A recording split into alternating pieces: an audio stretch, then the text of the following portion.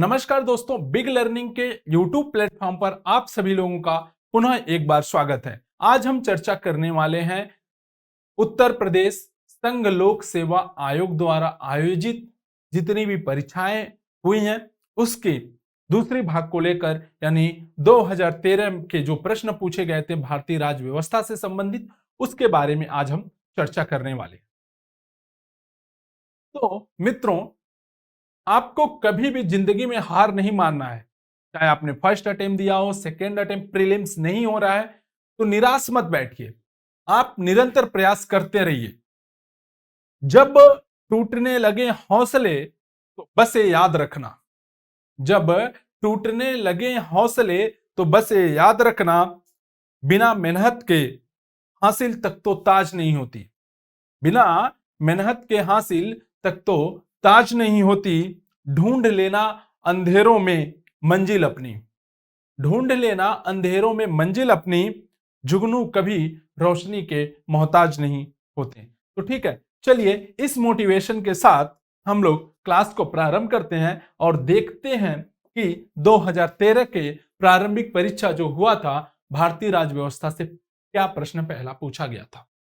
तो जो पहला प्रश्न है कि भारतीय संविधान के निम्नलिखित अनुच्छेदों में से किस एक अनुच्छेद के अंतर्गत किसकी बात कर रहा है? विधान परिषद की स्थापना या समाप्ति। विधान परिषद के क्या कह रहा है? स्थापना की बात कर रहा है और उसकी समाप्ति की बात कर रहा है। इन सब वर्डों जो शब्द दिए गए हैं बहुत ध्यानपूर्वक आप सुनिए। व्यवस्था की गई, जो आपके ऑप्शन दिए गए हैं, यानी हमारे भारतीय संविधान में कुल कितने अनुच्छेद हैं? 395 अनुच्छेद हैं। चलिए आप कमेंट करके बताइए कि भारतीय संविधान में कुल कितने भाग हैं और कुल कितनी अनुसूचियां हैं। ठीक है, अब हम बात करते हैं अनुच्छेद 168 यानी आर्टिकल 168 यानी 168 अनुच्छेद की बात करते हैं। तो 168 अनुच्छेद क्या कहता है? 168 अनुच्छेद कहता है कि राज्यों में क्या होगा? विधानमंडल होगा, राज्यों में विधानमंडल का गठन होगा और उस विधानमंडल में क्या होगा? राज्यपाल होगा। और यहां से आप देखें कि किन किन राज्यों में विधानमंडल है। तो आप देखें भारत में 7 राज्यों में क्या है? विधानमंडल है। कौन कहां कहां है? पहला आप देखिए बिहार की बात कर रहे हैं, बिहार। दूसरा आप उत्तर प्रदेश की बात करें, तीसरा कर्नाटक की बात करें, चौथा महाराष्ट्र, पांचवा हम बात करें तेलंगाना,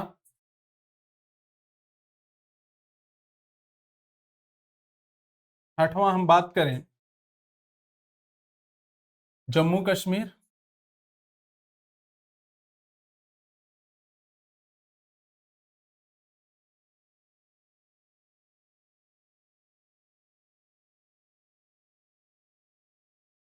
और सातवां आपका आंध्र प्रदेश।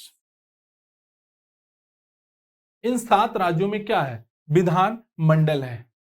क्या है? विधान मंडल है। अब देखिए इसे हम क्या कहेंगे? विधानमंडल, यानी द्विसदनात्मक विधानमंडल। क्या कहेंगे? द्विसदनात्मक विधानमंडल यहां पर है। अब आप सोचेंगे द्विसदनात्मक विधानमंडल में क्या क्या होता है? तो द्विसदनात्मक विधानमंडल की हम बात करें, एक तरफ होता है आपका विधान परिषद की प्रश्न में आपकी चर्चा की गई है, और दूसरा होता है विधान सभा। क्या होता है? दूसरा होता है विधानसभा। तो जहां केवल एक सदन है वहां पर क्या होगा? वहां पर केवल विधानसभा होगी। जहां पर केवल एक सदन होगा वहां पर आपका क्या होगा? वहां पर विधानसभा होगी। ठीक है, चलिए अब हम अगले ऑप्शन की तरफ बढ़ते हैं। और अगला ऑप्शन आपको क्या दिया है? अगला ऑप्शन है अनुच्छेद 169। अनुच्छेद क्या कह रहा है? अनुच्छेद 169। 169 में किसकी बात करें? अनुच्छेद 169 की बात करते हैं। तो अनुच्छेद 169 में क्या कहा गया? अनुच्छेद 169 कहता है कि यदि कोई राज्य क्या करे?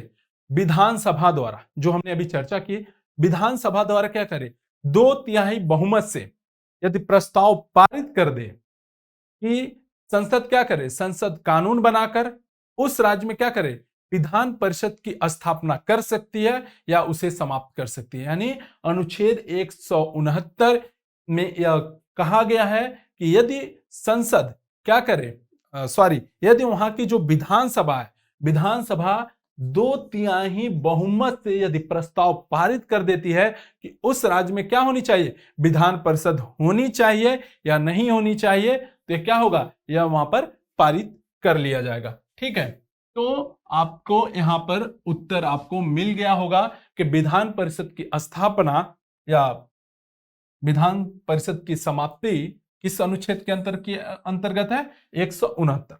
अब हम आगे भी चर्चा करेंगे अनुच्छेद 170। अनुच्छेद 170 आपका क्या कहता है? अनुच्छेद 170 कहता है कि विधानसभा की संरचना कैसी होनी चाहिए। यानी अनुच्छेद 170 आपके विधानसभा की संरचना के बारे में बात करता है। किसकी बात करता है? संरचना के बारे में बात करता है। और अनुच्छेद 171 क्या कहता है? ये विधान परिषद के संरचना के बारे में बात करता है। किसके? विधान परिषद की संरचना के बारे में बात करता है। चलिए, हमें उम्मीद है यह आपको प्रश्न समझ में आया होगा। अब हम आगे बढ़ते हैं और आगे देखते हैं कि अगला प्रश्न क्या दिया गया है। अगला प्रश्न है कि अनुसूचित जाति, किसकी बात कर रहा है? अनुसूचित जाति और अनुसूचित जनजाति यानी एससी और एसटी की बात कर रहा है, के लिए एक राष्ट्रीय आयोग गठित करने का, यानी क्या गठित करना है? राष्ट्रीय आयोग गठित करने का प्रावधान संविधान के किस अनुच्छेद के अंतर्गत दिया गया है? तो हमने पहले ही बता दिया कि भारतीय संविधान में कुल 395 अनुच्छेद हैं। पहला ऑप्शन दिया है अनुच्छेद 338 और 338 ए। आपका जो भारतीय संविधान का अनुच्छेद 338 है, 338 के तहत अनुसूचित जातियों के लिए, यानी जो यहां पर आपका दिया गया है, क्या दिया गया है? ये अनुच्छेद 338 ये अनुसूचित जातियों के लिए है। ठीक है, और जो आपका ये अनुसूचित जनजातियों के लिए 338 ए की बात कर रहा है, ये अनुसूचित जनजातियों के लिए क्या है? राष्ट्रीय आयोग की क्या कर सकते हैं आप? गठन कर सकते हैं। अब यहां पर प्रश्न आपके मन में बनेगा कि किस संविधान संशोधन द्वारा हुआ था? तो 89 यानी 89 9वें संविधान संशोधन द्वारा, यानी 89वें संविधान संशोधन द्वारा क्या किया गया था? यह राष्ट्रीय आयोग को जोड़ने की बात की गई थी। और ये 79वां संविधान संशोधन कब हुआ था? तो 2003 में। कब हुआ था? 2003 में। ठीक है, चलिए अब हम आगे चर्चा करते हैं। अगला प्रश्न क्या है? आपका अगला प्रश्न है कि लोकसभा में एंग्लो इंडियन समुदाय के प्रतिनिधि के लिए प्रावधान संविधान के किस अनुच्छेद के अंतर्गत किया गया है? तो देखिए, यह प्रश्न 2013 में पूछा गया था, लेकिन अब इसे क्या किया गया है? समाप्त कर दिया गया है। एंग्लो इंडियन का जो प्रावधान है वो भारतीय संविधान के अनुच्छेद 331 में है, लेकिन अब इसको क्या किया गया? 104वां यानी 104 संविधान का जब संशोधन किया गया, संविधान संशोधन के द्वारा इसको अब समाप्त कर दिया गया है। इसको क्या किया गया है? अब समाप्त कर दिया गया है। ठीक है, तो अब यहां से प्रश्न वैसे पूछने नहीं चाहिए, लेकिन था तो इसलिए आपको करा दिया गया। चलिए अब हम अगले प्रश्न की तरफ बढ़ते हैं और अगला प्रश्न पूछ रहा है, निम्नलिखित में से कौन एक सही सुलेमित नहीं है? ठीक है, तो सही सुलेमित की बात कर रहा है, तो यहाँ पे पहला ऑप्शन दिया गया है। इन सब बातों पर आप ध्यान दीजिएगा, क्या कह रहा है? सही सुलेमित नहीं है। कहीं कहीं पूछता है सही सुलेमित है और कहीं कहीं प्रश्न दे देता है कि सही सुलेमित नहीं है। तो जब इस तरह के आपके ऑप्शन दिखें तो बहुत ध्यानपूर्वक आप पढ़िए। तो पहला ऑप्शन क्या कह रहा है? पहला ऑप्शन कह रहा है अनुच्छेद 39 ए, 39 ए में क्या है? समान न्याय एवं निःशुल्क सहायता, यानी जितने भी लोग यहाँ पर रहते हैं, यानी जितने भी भारतीय लोग हैं, सभी लोगों को क्या होना चाहिए? समान प्रकार का न्याय मिलना चाहिए और निःशुल्क उनको विधिक सहायता मिलनी चाहिए। अनुच्छेद 40 में ग्राम पंचायत की बात करता है, ये भी सही, अनुच्छेद 40 में ही ग्राम पंचायत की बात करता है, गांधी जी ने इसकी बात की थी, यानी डीपीएसपी में ये सारे दिए गए हैं, ठीक है। यानी हमारा जो डीपीएसपी है, क्या है? डीपीएसपी, यानी राज्य के नीति निर्देशक सिद्धांत जो दिए गए हैं, उस वहां से प्रश्न आपके बने हैं। फिर अनुच्छेद 44 कह रहा है कि समान नागरिक संहिता, तो समान नागरिक संहिता अनुच्छेद 40 में है। उसके बाद अनुच्छेद 48 की बात करता है, तो अनुच्छेद 48 में न्यायपालिका का कार्यपालिका से पृथक्करण, न्यायपालिका से कार्यपालिका का पृथक्करण। तो जो न्यायपालिका का कार्यपालिका से पृथक्करण है, वह अनुच्छेद कहां पर है? यानी न्यायपालिका का कार्यपालिका से पृथक्करण की बात करता है, तो यह भारतीय संविधान का जो अनुच्छेद 50 दिया गया है, उसमें क्या है? न्यायपालिका का कार्यपालिका से पृथक्करण। कभी कभी यहाँ पे आपको कार्यपालिका से न्यायपालिका का पृथक्करण भी घुमा के दे सकता है, तो इन सब बातों पर ज्यादा आप थोड़ा ध्यान दीजिएगा। फिर कह रहा कि फिर अनुच्छेद 48 में क्या है? अनुच्छेद 48 में क्या है? तो अनुच्छेद 48 में कृषि एवं पशुपालन की बात करता है। अनुच्छेद 48 किसकी बात करता है? कृषि एवं पशुपालन। किसकी बात करता है? कृषि एवं पशुपालन। अनुच्छेद 40 आपका ग्राम पंचायत। तो देखिए, गांधी जी की इच्छा थी, तो जो डीपीएसपी में ये सब चीजें क्या होती हैं? दिखाई देती हैं, ठीक है। कि जिस समिति ने लोकतांत्रिक विकेंद्रीकरण और पंचायत राज की सिफारिश की थी, उसका सभापति कौन है? यहां पर बात कर रहा है कि जो लोकतांत्रिक विकेंद्रीकरण की बात कर रहा है और पंचायत राज की सिफारिश, तो उसके कौन है? ठीक है। तो जो पंचायती राज समिति है, कह रहा है के एम पन्नीकर थे, या एच एन कुंजरू थे, या महात्मा गांधी थे, या बलवंत राय मेहता। आप आंख मूंद के कभी भी लोकतांत्रिक विकेंद्रीकरण या पंचायत समिति के बारे में प्रश्न पूछे और ऑप्शन में आपके बलवंत राय मेहता है, तो आंख मूंद के आप वहां पे क्या करेंगे? बलवंत राय मेहता को आप टिक करेंगे, ठीक है। अब कैसे हम इसको समझते हैं कि 1957 में, यानी 1957 में क्या हुआ? लोकतांत्रिक विकेंद्रीकरण, यानी मेहता समिति ने, जो मेहता यानी बलवंत राय मेहता हैं, उन्होंने क्या किया? लोकतांत्रिक विकेंद्रीकरण और त्रिस्तरीय पंचायत राज व्यवस्था की सिफारिश की। लोकतांत्रिक विकेंद्रीकरण का मतलब होता है कि जो हमारी प्रशासनिक इकाइयां हैं, उस प्रशासनिक इकाइयों को स्थानीय इकाइयों से जोड़ने, यानी पास लाने, यानी नजदीक लाने, जिससे क्या होगा? जिससे लोगों में ज्यादा से ज्यादा विकास का संभावना हो सकती है, सरकार से लोग जुड़े रहेंगे, उसमें नजदीकियां आ सकती हैं। और त्रिस्तरीय पंचायती व्यवस्था है, त्रिस्तरीय पंचायती व्यवस्था की बात करते हैं, तो सबसे निम्न यानी छोटे स्तर पर आप देखेंगे तो क्या होता है? ग्राम पंचायत होता है। ग्राम पंचायत के बाद आप जाएंगे तो क्या होगा?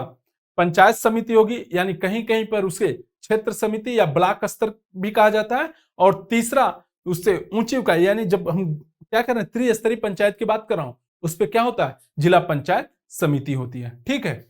अब हम देखिए, जब 73वां और 74वां संविधान संशोधन हुआ, तो 73वें और 74वें संविधान संशोधन के माध्यम से क्या हुआ? त्रिस्तरीय पंचायती व्यवस्था को संवैधानिक दर्जा मिल गया। यानी संवैधानिक दर्जा मतलब कानून द्वारा उसके क्या हुए? उसको मतलब कानून द्वारा उसे मान्यता प्राप्त हो गई, ठीक है। अब हम अगले प्रश्न की तरफ बढ़ते हैं। अगला प्रश्न कह रहा है कि पंचायत समिति के जो सदस्य होते हैं, यानी पंचायत समिति के सदस्य खंड विकास अधिकारी द्वारा मनोनीत किया जाता है। दूसरा ऑप्शन है बी ऑप्शन, कि जिला पंचायत अध्यक्ष द्वारा मनोनीत किया जाता है। तीसरा है प्रत्यक्ष रूप से जनता द्वारा निर्वाचित किया जाता है। अभी हमने इसके पहले वाले जस्ट प्रश्न में, जो 5वां प्रश्न था, वहां पर त्रिस्तरीय पंचायत की बात किया। वहां पे क्या था? ग्राम स्तर, पंचायत समिति और जिला, ठीक है। तो 3 स्तर की हमने बात किया था। तो जो पंचायत समिति का जो सदस्य होता है, वो किसके द्वारा? तो प्रत्यक्ष रूप से किसके द्वारा दिया जाएगा? जनता द्वारा, जाहिर सी बात है।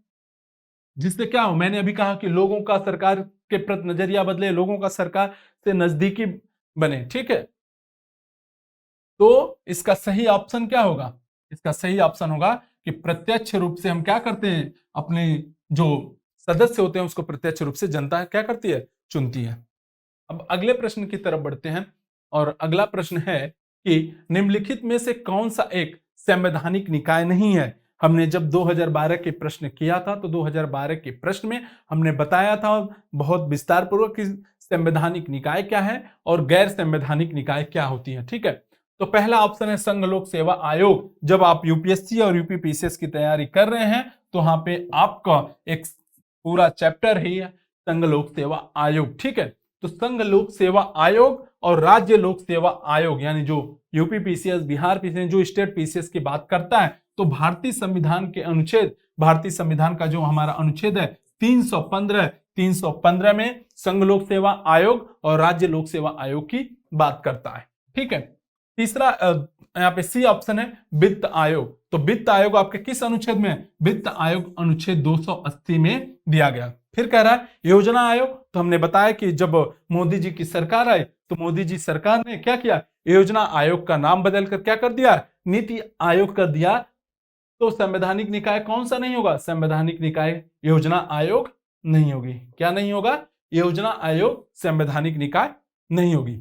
ठीक है, चलिए अब हम आगे बढ़ते हैं और अगला प्रश्न है संसद के सूचना का अधिकार अधिनियम भारत के राष्ट्रपति को स्वीकृति प्राप्त हुई थी, यानी भारत के राष्ट्रपति की स्वीकृति कब प्राप्त हुई थी?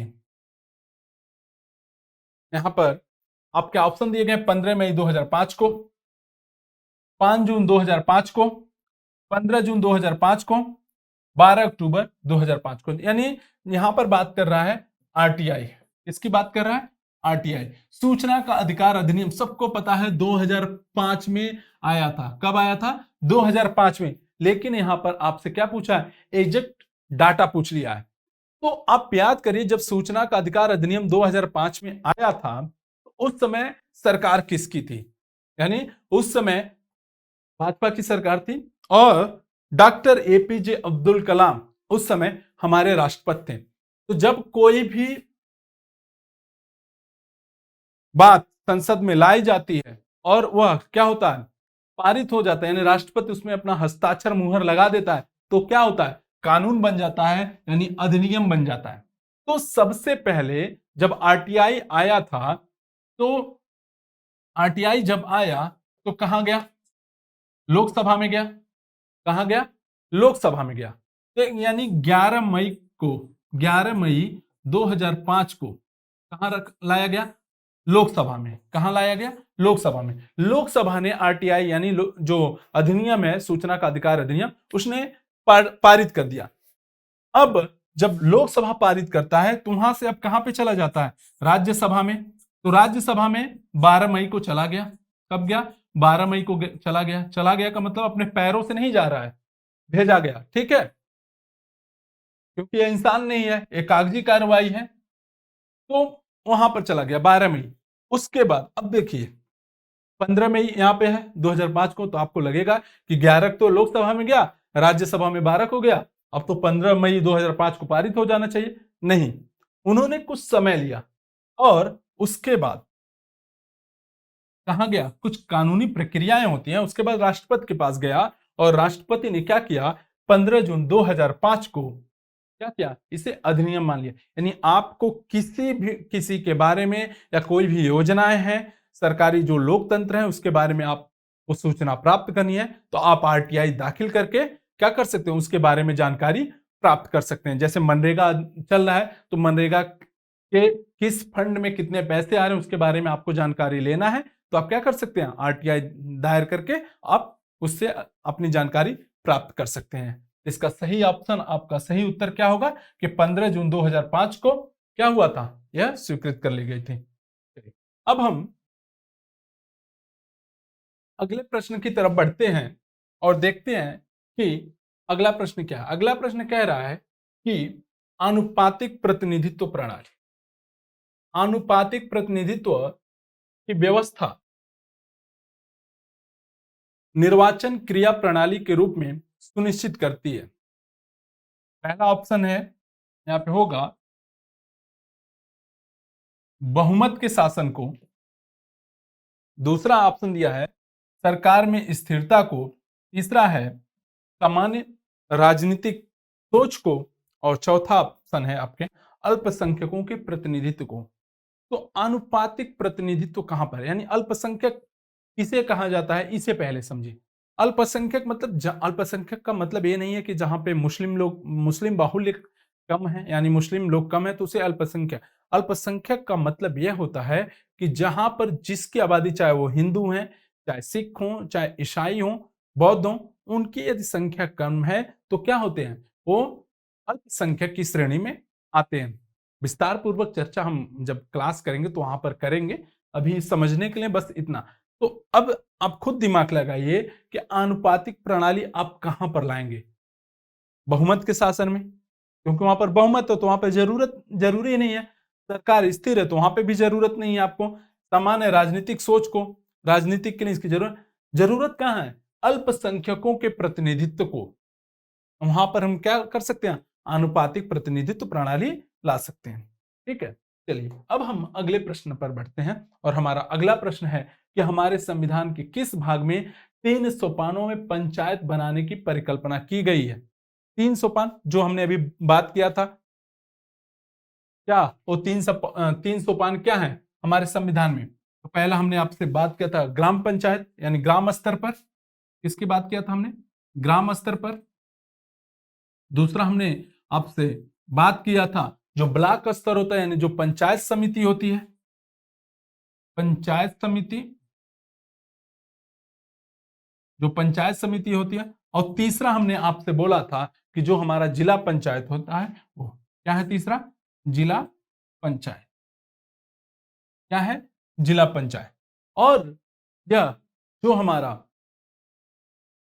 ठीक है, भाग ऑप्शन जो है आपका, ऑप्शन भाग, ऑप्शन ए क्या कह रहा है, भाग 9 की बात कर रहा है।